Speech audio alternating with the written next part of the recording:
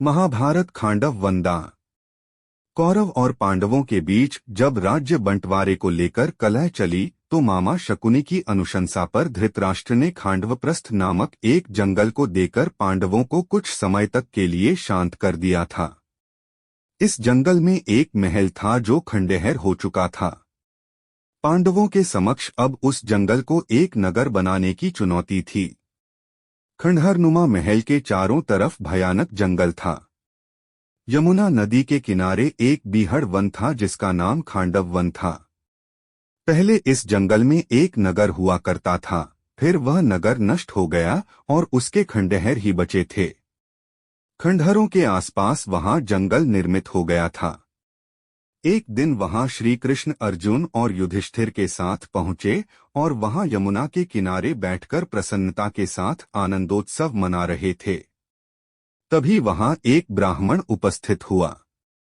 ब्राह्मण ने कहा कि मैं एक बहुभोजी हूं और आप संसार के श्रेष्ठ लोग हैं, तो निश्चित ही आप मेरी भूख शांत करेंगे।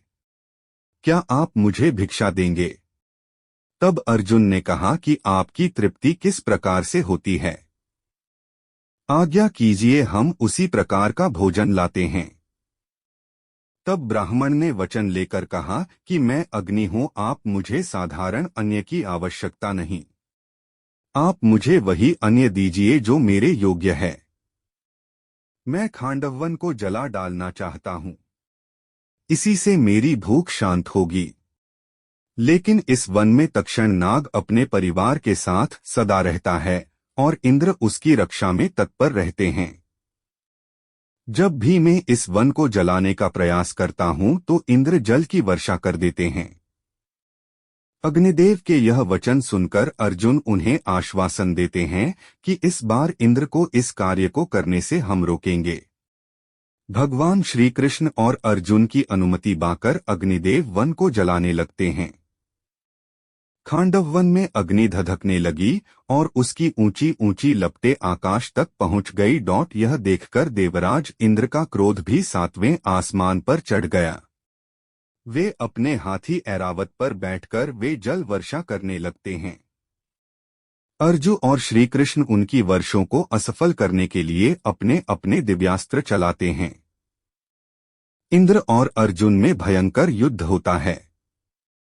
वन में रह रहे सिंह, पशु, मृग, हाथी, भैंसे, सर्प और अन्य पशु पक्षी अन्यान्य वन में भागने लगते हैं। भयानक दृश्य उपस्थित हो जाता है। उस समय इंद्र को तक्षक की चिंता हो रही थी।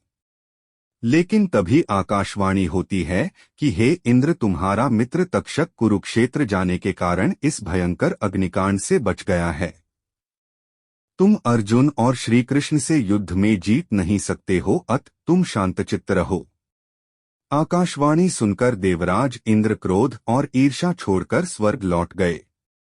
तभी श्री कृष्ण ने देखा कि मय नामक एक दानव तक्षक के निवास स्थान से निकलकर भाग रहा है। यह देखकर श्री कृष्ण अपना चक्र चला देते हैं। आगे धधकती आग और पीछे चक्र, यह देखकर मय दानव भयभीत हो जाता है। तब वह वीर अर्जुन को सहायता के लिए पुकारता है। हे अर्जुन, मैं तुम्हारी शरण में हूं। यह सुनकर अर्जुन उसकी सहायता के लिए दौड़ते हैं। इस तरह मय दानव बच जाता है। खांडवन को अग्नि 15 दिन तक जलाती रही। इस अग्निकांड में केवल 6 प्राणी ही बच पाते हैं। अश्वसेन सर्प, मय दानव और 4 शार्दूल पक्षी। बाद में मय दानव, अर्जुन और श्री कृष्ण यमुना तट पर बैठ जाते हैं। श्री कृष्ण कहते हैं कि मयासुर से कौन सा काम लेना चाहिए। श्री कृष्ण कहते हैं कि मयासुर, तुम शिल्पियों में श्रेष्ठ हो, तुम यदि धर्मराज युधिष्ठिर की सेवा करना चाहते हो तो उनके लिए यहाँ एक सभा बना दो। वह सभा ऐसी हो कि चतुर शिल्पी भी देखकर उसकी नकल न कर सके। तब मयासुर ने इस वन में मय सभा का निर्माण किया। मयासुर ने इस राज्य में मय सभा नामक भ्रमित करने वाला एक भव्य महल बनाया था। यह महल इंद्रजाल जैसा बनाया गया था। कहते हैं कि इस महल के आसपास दिव्य और सुंदर उद्यान और मार्गों का निर्माण किया। उन्होंने जलाशयों के गड्ढों से घिरे हुए एक नगर को बनाया और उसकी रक्षात्मक प्राचीरें बनाईं। श्री कृष्ण के साथ मय दानव की सहायता से उस शहर का सौंदर्यीकरण किया। वह शहर एक द्वितीय स्वर्ग के समान हो गया। यहाँ से दुर्योधन की राजधानी लगभग 45 मील दूर हस्तिनापुर में ही रही। द्वारिका की तरह ही इस नगर के निर्माण कार्य में मय दानव और भगवान विश्वकर्मा ने अथक प्रयास किए थे, जिसके चलते ही यह संभव हो पाया था। इंद्रप्रस्थ का नाम भगवान इंद्र पर रखा गया, क्योंकि इस नगर को इंद्र के स्वर्ग की तरह बसाया गया था। इंद्र अर्जुन के पिता भी थे। कहते हैं कि यहाँ एक खंडहर था। भगवान श्री कृष्ण अर्जुन को खांडव वन ले जाते हैं और वहां वे उस वन खंडहरों को दिखाते हैं। अर्जुन ने पूछा कि हम इसे कैसे अपनी राजधानी बनाएंगे।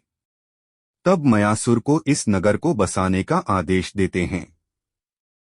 मयासुर श्री कृष्ण और अर्जुन को उस खंडहर में ले जाता है। खंडहर में एक रथ, धनुष और गदा रखी होती है। रथ श्री कृष्ण को दे दिया जाता है, धनुष अर्जुन को और गदा भीम को दे देते हैं।